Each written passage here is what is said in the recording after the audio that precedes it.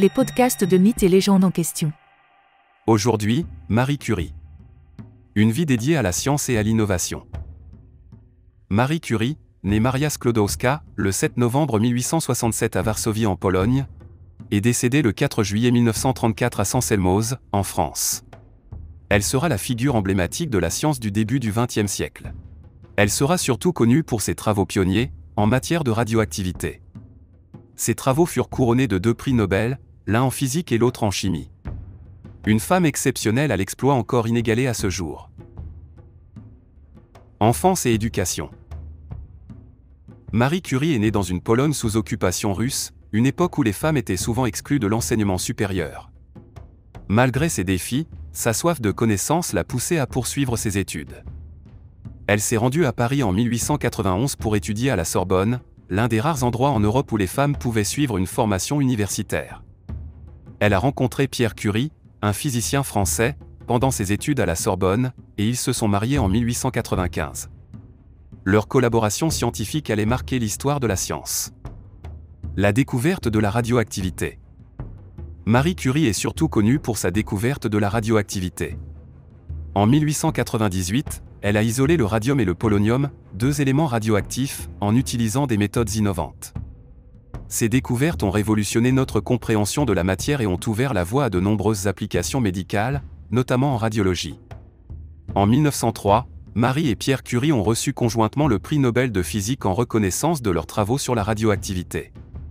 Elle est devenue la première femme à remporter un prix Nobel, une réalisation extraordinaire à une époque où les femmes étaient largement sous-représentées dans le monde de la science.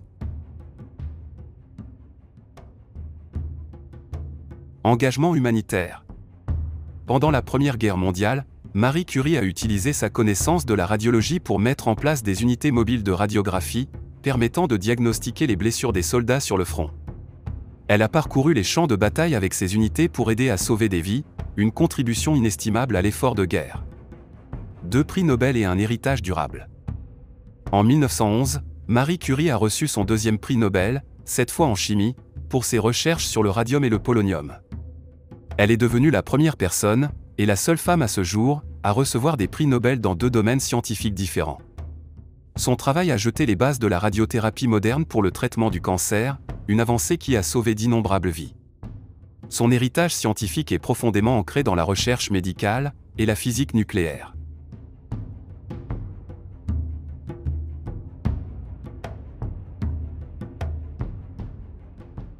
Un témoignage de persévérance.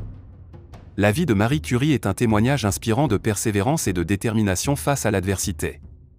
Elle a surmonté de nombreux obstacles pour devenir l'une des scientifiques les plus éminentes de son époque, tout en équilibrant sa vie de mère et d'épouse. Son dévouement à la science et son engagement envers l'humanité restent une source d'inspiration pour les scientifiques et les femmes du monde entier. Marie Curie est décédée en 1934 des suites d'une exposition prolongée aux radiations, une conséquence de ses recherches sur la radioactivité. Cependant, son héritage scientifique et son dévouement à la découverte continuent d'influencer le monde de la science et de la médecine. Elle reste une icône de la recherche scientifique, de la persévérance et de l'innovation. Vous venez d'écouter un podcast de la production MLQ. Merci de nous suivre sur nos réseaux sociaux, toujours plus nombreux. Je vous dis à bientôt avec Mythes et légendes en question, pour d'autres portraits de femmes et d'hommes célèbres.